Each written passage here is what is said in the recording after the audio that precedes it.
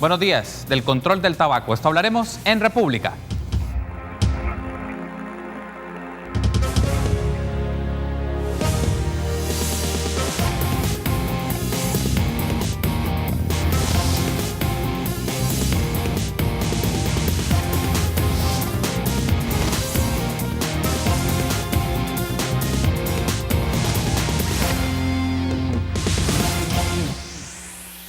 Muy buenos días, qué gusto que nos acompañe en una nueva edición de República. Les saluda Carlos Monterrosa, es un agrado que esté conmigo por la mañana de este viernes 26 de octubre del año 2018 para poner a su disposición temas importantes de la realidad de nuestro país. Lo vamos a hacer en la primera parte de carácter de salud, vamos a hablar un poco del control del tabaco en El Salvador, qué políticas, qué medidas se han estado desarrollando por Fosalud, pero también un poco conocer el convenio marco de la Organización Mundial de la Salud para el control del tabaco, su implementación en el país, qué retos, qué actividades ya se están desarrollando y un poco cómo se están logrando dichos objetivos formulados por este instrumento internacional. Es un gusto para mí recibir a Verónica Villalta, directora de Fosalud, y también es un gusto para mí recibir a Rodrigo Feijó, oficial técnico de la Organización Mundial de la Salud. Buenos días, bienvenidos a República, bienvenida directora, Gracias. Buenos días. Gracias por la oportunidad. Gracias por acompañarnos, Rodrigo. Buenos días, bienvenido al Canal 33. Muchas gracias. Gracias por tomar la invitación. Sé que han tenido una semana con mucha actividad, bastante intensa en diversos medios de comunicación, en exposición también institucional de este tema. Y me gustaría un poco, para efectos de que nuestra audiencia pueda tener claridad sobre esto, Rodrigo, luego escucho a Verónica ya de la aplicación MAC directa para El Salvador, pero para que la gente lo conozca, porque hay un marco internacional, lo mencionaba, que es el convenio marco de la Organización Mundial de la Salud para el control del tabaco. Y en términos generales, ¿en qué consiste dicho convenio? Sí. Por supuesto, esto es un tratado internacional, es un tratado que ha sido desarrollado bajo la Organización Mundial de la Salud y básicamente es la respuesta global para la epidemia de tabaquismo, que no es un problema solo de El Salvador, pero sí es un problema para todo el mundo. Entonces, este convenio contiene algunas medidas que cuando un país se ratifica, que se torna parte de este convenio, se compromete internacionalmente a implementar. Entonces, es una serie de medidas que están basadas en evidencia y que sabemos que funcionan para reducir el porcentaje de fumadores en una población. El convenio, entiendo, Rodrigo, también aborda aspectos como, además de la respuesta a la epidemia del tabaquismo, buscar la reducción de la demanda y la reducción de la oferta, que es algo estratégico que los países tienen que promover ya en la medida que van ratificando y ya entra en vigencia dicho convenio. Sí, exacto.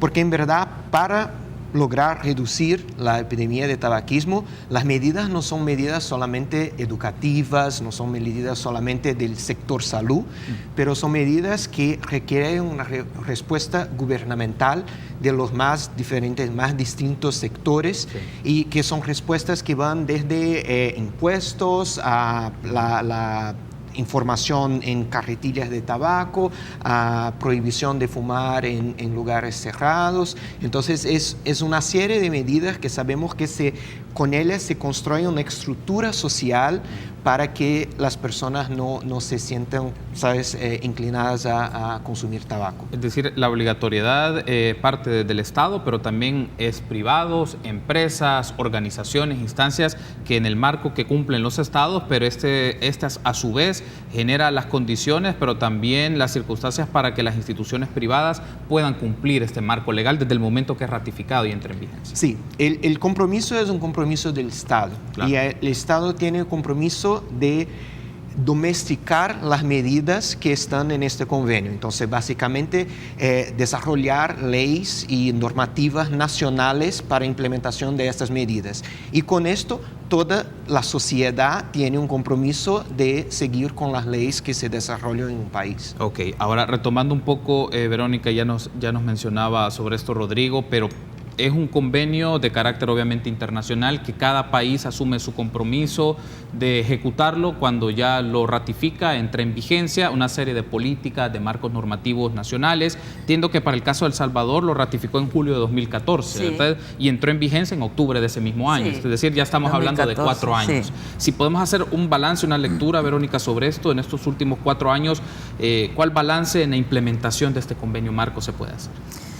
Bueno, yo creo que El Salvador ha tenido muy buenos resultados, muy buen desempeño en la ejecución de retomar todas las medidas que está orientando la OMS dentro del convenio marco. Una es tener una ley nacional.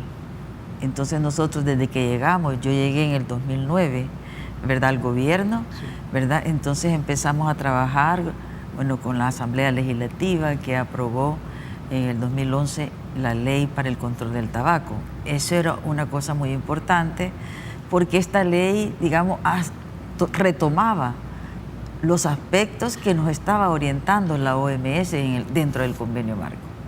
Entonces, bueno, ya con eso comenzamos a trabajar bastante fuerte en el tema de aplicar la ley en El Salvador, ¿verdad? Por ejemplo, se prohíbe fumar, ¿verdad?, dentro de los espacios cerrados. Sí. Nosotros hablamos de públicos abiertos y cerrados, ¿verdad? Se prohíbe también, bueno, la publicidad, el patrocinio. Ya teníamos advertencias sanitarias, ¿verdad? Trabajamos por eso. En las cajetillas de cigarro. Sí. Entonces había ya algunas formas de que hemos avanzado rápidamente. Aún las advertencias sanitarias, países que lo habían ratificado, cuando yo entré ni siquiera todavía lo tenían. Y El Salvador, sin haberlo ratificado, iniciamos trabajando con ellos. Entonces cuando ya ratificamos en el 2014, ¿verdad? A nosotros eso nos permitió, se nos abrieron las puertas realmente. La cooperación también nos ha apoyado, la Secretaría nos ha apoyado, porque después de haber ratificado el convenio vino una evaluación de país de parte de la Secretaría del Convenio allá de Ginebra, donde trabaja Rodrigo. Entonces vino una evaluación y en esa evaluación nos permitió ver todavía los vacíos que tiene El Salvador, porque sí hemos avanzado, ¿verdad? Sí. Y de esa evaluación surgió la propuesta de la misma Secretaría de que El Salvador era un país que podría configurarse, ¿verdad?, dentro de los 15 países líderes en un proyecto. Y justamente quiero aprovechar para que en la segunda parte abordemos este proyecto de fortalecimiento del control del tabaco 2030 para que nuestra audiencia lo conozca y como nos describe Verónica, El Salvador ha sido uno de los países seleccionados, entiendo que son 15.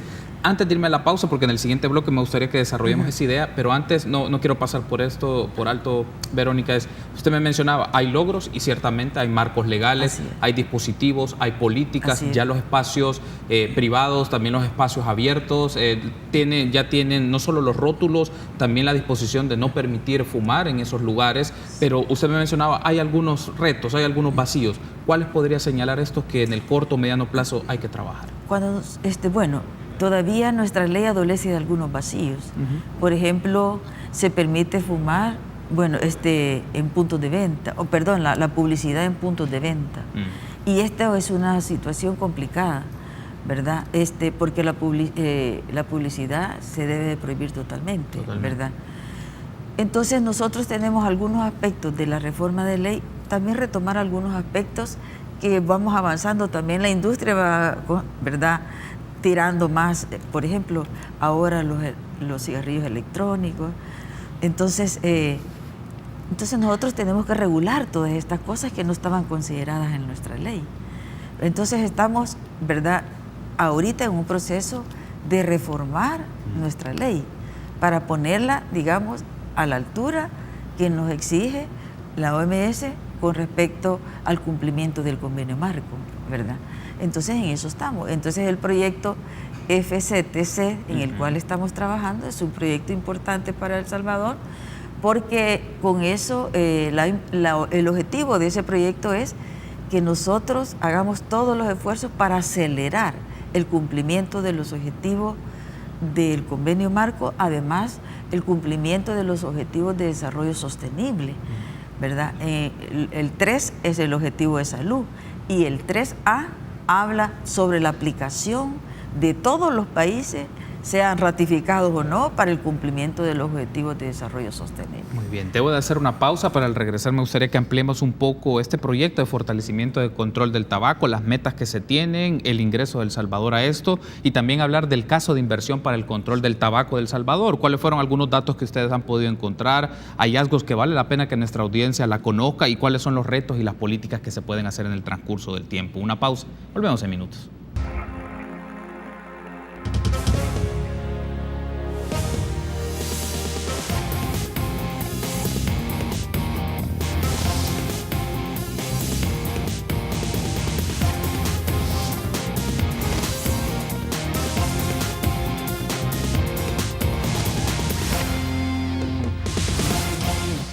Gracias por seguir junto a nosotros. Continuamos platicando en República sobre el control del tabaco en El Salvador y lo hacemos junto a Verónica Villalta, directora ejecutiva de Fosalud, y a Rodrigo Felló, oficial técnico de la Organización Mundial de la Salud. Hablábamos y teníamos como uno de los puntos a discutir en esta segunda parte, en este segundo bloque, Rodrigo, la Organización Mundial de la Salud implementa un proyecto de fortalecimiento del control del tabaco 2030 y El Salvador es uno de los países seleccionados. ¿Por qué fue seleccionado El Salvador? Sí.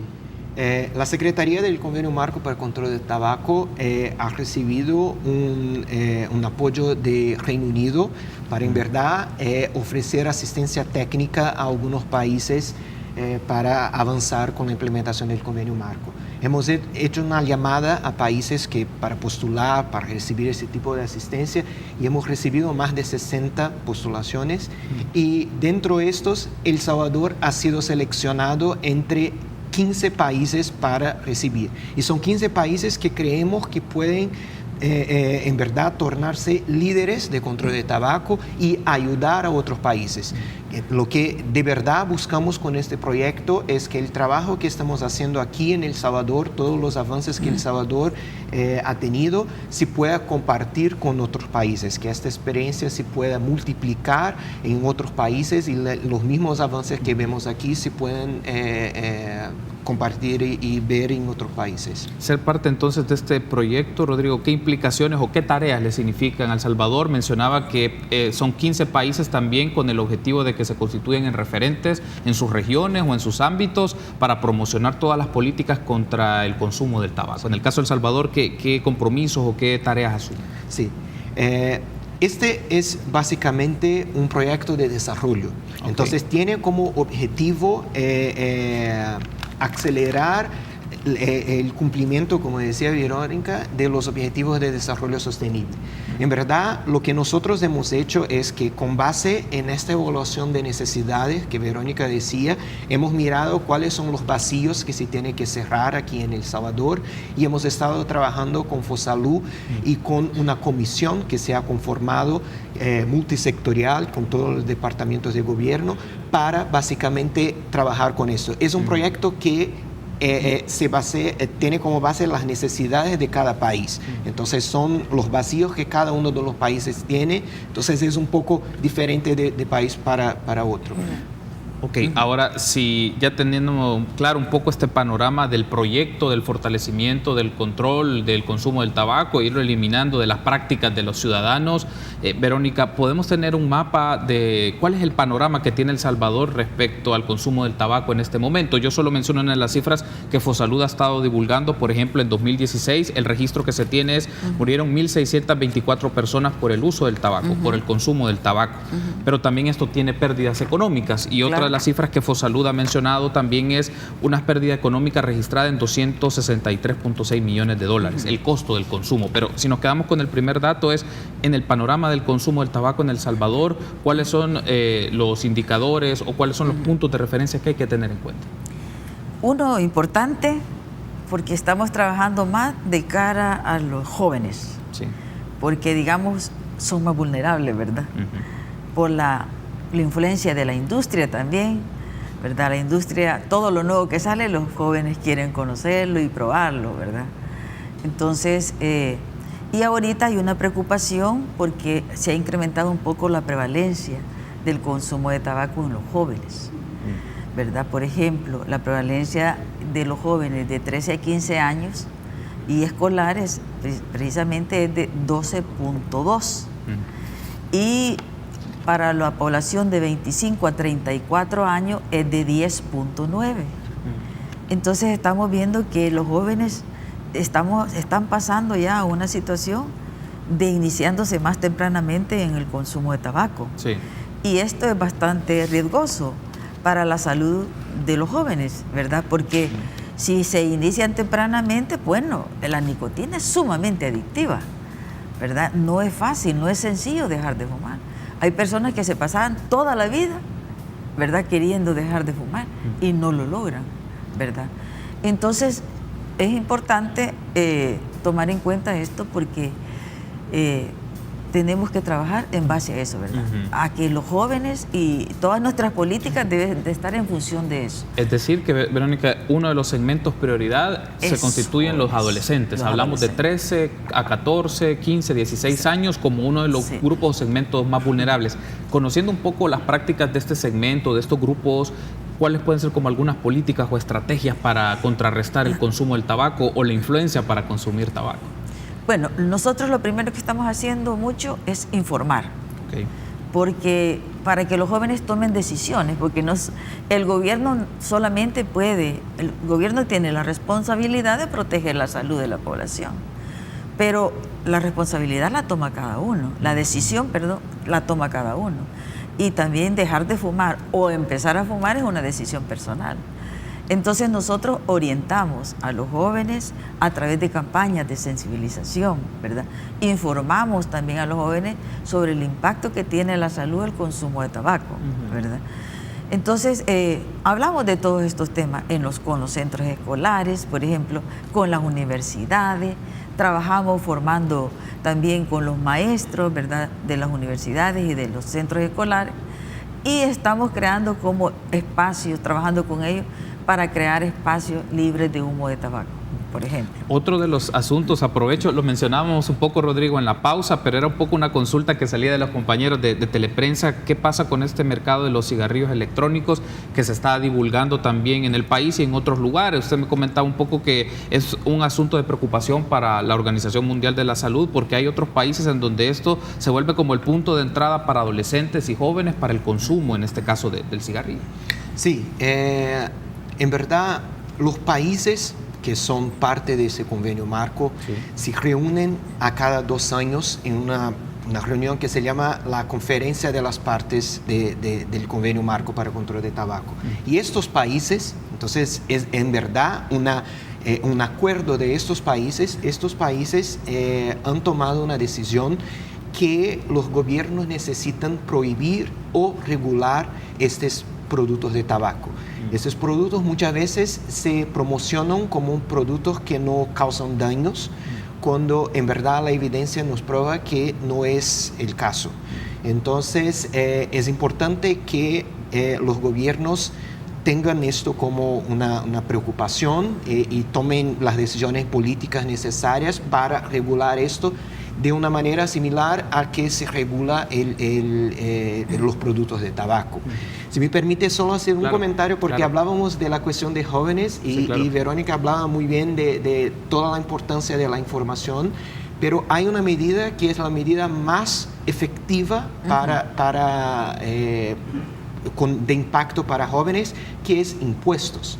Si el precio de tabaco, de los productos de tabaco, es más alto, esto torna el producto menos accesible a los jóvenes y por esto el consumo en jóvenes se baja. Entonces, el precio de los productos de tabaco aquí en El Salvador aún es bajo. El porcentaje de impuesto final en precio del cigarrillo en El Salvador es de 52.5%. Y en verdad la recomendación de la Organización Mundial de la Salud es que sea 75%. Entonces hay un espacio grande ahí para incremento de impuestos y esta es una medida muy importante para impactar el consumo entre jóvenes. Hay otro asunto y ya nos permite hacer la transición a esto, Rodrigo, porque también se ha platicado en esta serie de conferencias y actividades que ustedes han estado realizando junto a FOSalud, es un poco el tema de cómo el control del tabaco tiene un grado de beneficio o rentabilidad económica, porque casi siempre se ve por el otro lado es que es pérdida para las empresas, pero aquí también puede tener un favorecimiento económico. ¿Cuál podría ser ese?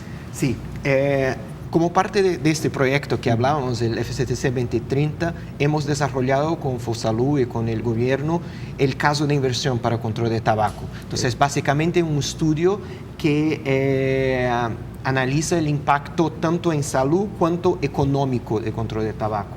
Yo me acuerdo que hace un año yo he estado aquí en El Salvador y hablábamos de cifras globales, pero ahora tenemos las cifras nacionales que este consumo de tabaco ocasiona 263.6 millones en pérdidas económicas para El Salvador. Y sabemos que si El Salvador implementa, este estudio ha mirado 7 medidas importantes que son los vacíos que El Salvador tiene que avanzar. Si Salvador implementa estas medidas, Salvador va a lograr beneficios económicos de 8.5 millones de dólares en 15 años. Entonces miramos que si se invierte en control de tabaco, tenemos una alta rentabilidad. El gobierno y la población de El Salvador va a tener más recursos. Ok, eso me parece muy interesante porque la idea a veces se concibe de que es en función de las pérdidas, de dejar de percibir ingresos, pero esto puede generar un beneficio de 838 millones de dólares y también algo, y antes de irme a la pausa, Rodrigo, es un beneficio también para la gente, una población activa económicamente, que le disminuyen los gastos en salud por el tema del tabaco, porque se previenen las enfermedades derivadas del control del tabaco. Exacto, cuando yo hablaba de la pérdida económica de los 263 millones, una parte de esto, como la mitad de esto es en gastos de salud, pero una otra parte muy importante es en pérdida de productividad, porque en verdad las personas se enferman, no pueden trabajar, las personas tienen pausas para fumar cuando están trabajando y el más importante, las personas mueren, fallecen muy tempranamente cuando podrían estar contribuyendo para la economía del país y para la productividad del país. Entonces hay una pérdida de productividad para El Salvador muy importante por cuenta de la epidemia de tabaquismo. Debemos de hacer una pausa. Al regresar me gustaría que hablemos, Verónica, Rodrigo, un poco sobre el caso de inversión para el control del tabaco en el país y las 7 medidas de impacto que tiene que ver en el campo de lo económico, pero en el campo de la salud pública, que es fundamental. Me gustaría que nos las describieran un poco. Una pausa, volvemos en minutos.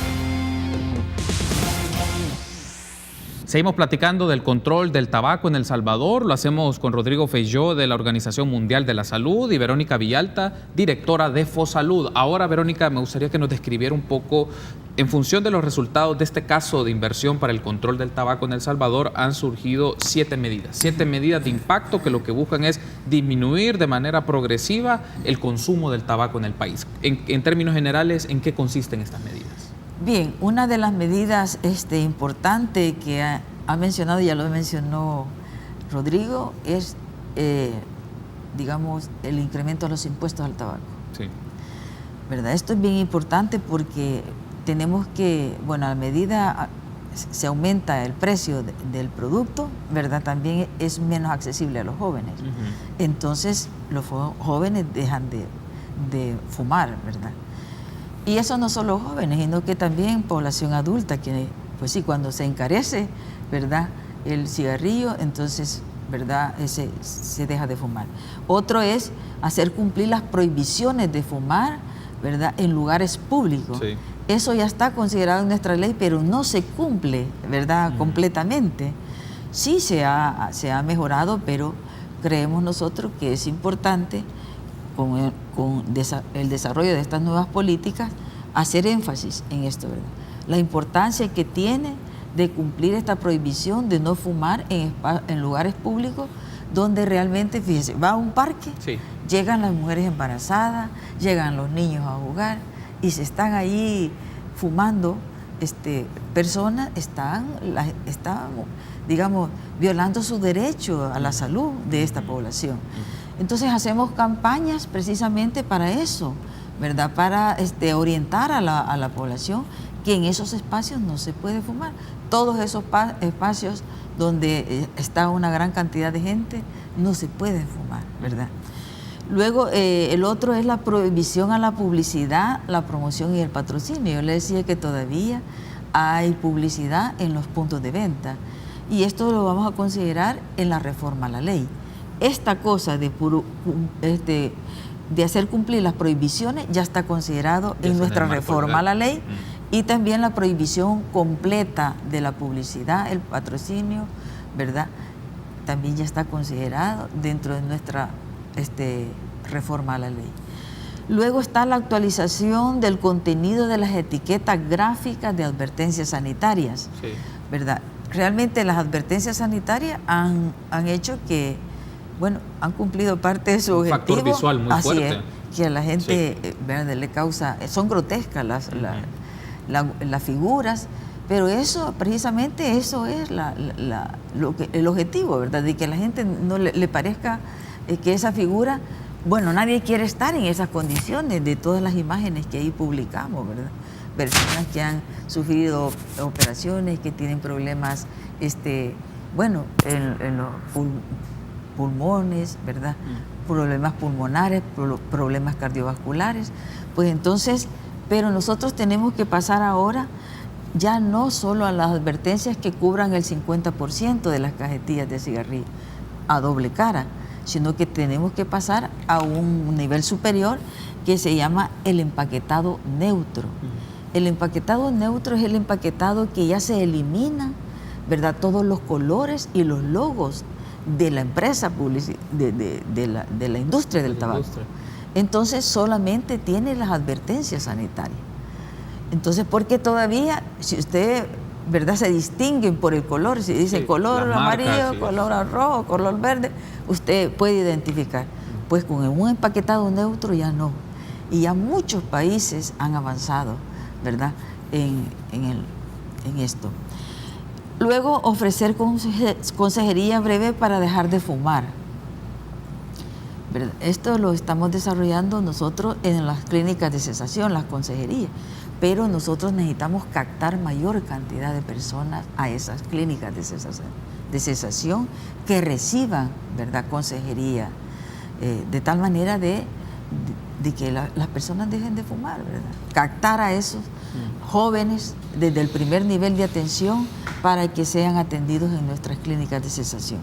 Y luego establecer una línea telefónica que sea gratis, ¿verdad?, que la población sea accesible para la población, que además pueda llamar para informarse.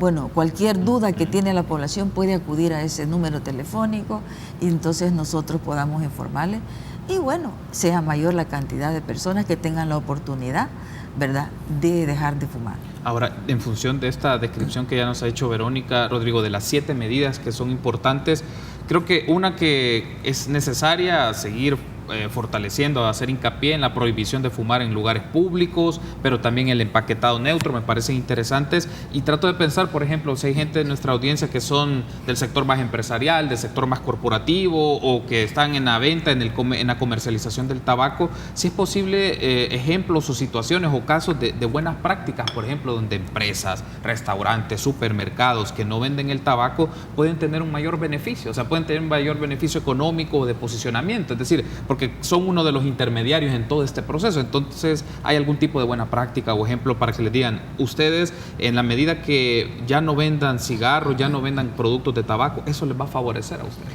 Sí, mira, si tomamos como ejemplo por las políticas de prohibición de fumar en espacios cerrados.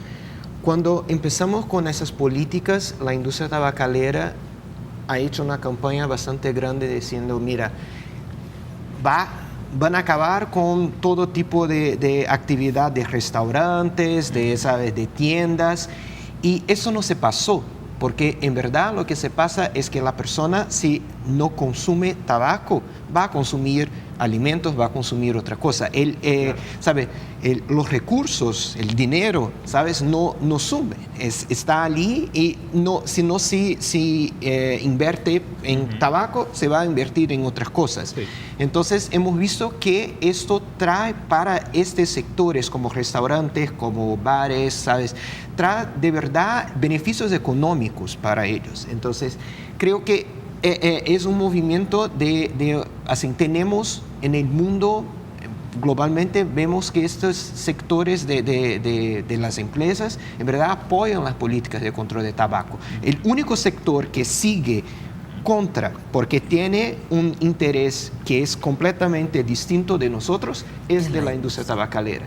Porque en cuanto nosotros queremos reducir el consumo, la industria tabacalera le interesa ampliar el consumo. Pero entonces aparecen estos sectores como empresas, como restaurantes, que son, digamos, un espacio donde se podría fumar, pero para ellos hasta puede resultar favorable ya no promover el consumo del tabaco porque les permite llegar a otras personas, espacios adecuados para niños, para adolescentes. Es decir, se puede tener otra lógica en esto y que el tabaco no resulta necesario en esos espacios. Exacto. Y esto es en verdad evidencia. Ya hemos tenido muchos estudios que nos prueban esto, que para este grupo, vamos a decir, de actividad económica, es muy benéfico todo el control de tabaco. Ok, debo de cerrar la entrevista, pero antes, Verónica, solo me gustaría tener en cuenta de las medidas a implementar, cuáles constituyen prioridades para Fosalud. Son 7, evidentemente unas van a trabajarlas en paralelo en el transcurso del tiempo, pero ¿cuáles son que al corto plazo van a estar posicionando más? Por ejemplo, el tema de aumento de impuestos. Sé que es un tema, puede ser un poco sensible, pero es una de las medidas que se va a ir implementando, trabajar para su implementación plena. ¿Cuáles constituyen las prioridades en el corto plazo? Estamos trabajando en la reforma a la ley. Okay. La ley realmente considera varias medidas, ¿verdad? Ya están incorporadas ahí en esa. Entonces, urge la reforma a la ley, ¿verdad? Que considere todas estas cosas, que los espacios, ¿verdad? Que no se fumen los espacios abiertos ni cerrados, que, bueno, todas estas cosas tenemos que. El otro tema es el incremento de los impuestos al tabaco. Estamos preparando, ¿verdad? Nosotros esa propuesta. Sabemos, todos se asustan, ¿verdad? Porque nadie quiere, peor antes de las elecciones, nadie quiere hablar de incremento de impuestos al tabaco. Pero yo creo que eso, poco a poco, ¿verdad? Tenemos que irlo metiendo, ¿verdad? Porque es una necesidad muy grande. Estamos perdiendo, financieramente estamos perdiendo dinero, ¿verdad? Porque el tabaco, digamos, en otros países, por ejemplo, el tabaco es carísimo. Aún cuando me dicen personas a mí, cuando viajamos a Estados Unidos, todos llevamos los fumadores, llevamos en la maleta, me dicen las cajetillas de cigarros, porque en Estados Unidos son carísimas. En Europa igual, es escandaloso como es de alto el tabaco. Entonces, aquí es el más barato. Entonces nosotros estamos dejando de percibir ¿verdad? esa cantidad de dinero. Y además hay más niños que están fumando. El otro tema es trabajar también por la ratificación del protocolo del comercio ilícito de productos de tabaco, que fue la vez que yo vine acá para platicar sobre eso. Y nosotros tenemos pendiente esa situación. Ya hemos hablado nuevamente en esta oportunidad, hemos hablado nuevamente con la Asamblea Legislativa. Y sí es importante porque realmente es otro elemento que ahorita está perjudicando a los jóvenes, porque el cigarrillo vale $1 la cajetilla de tabaco ilegal que no sabemos ni qué contiene, ¿verdad? Porque no pasa ningún control de calidad. Entonces, eso es importante, en esas 3 cosas estamos trabajando. No quiere decir que las demás las vamos a descuidar, no, pero esas son grandes prioridades que tenemos para finalización de nuestra gestión. Quiero darle las gracias por haberme acompañado en esta primera parte de República y poner este tema para nuestra audiencia. Ha sido un gusto, Verónica, ha sido un gusto, Rodrigo, que hayan estado conmigo por la mañana en este primer segmento de República. Muchas gracias a usted. Gracias. Muchas gracias. Muy amables. Permítanos una pausa, continuamos con más entrevistas.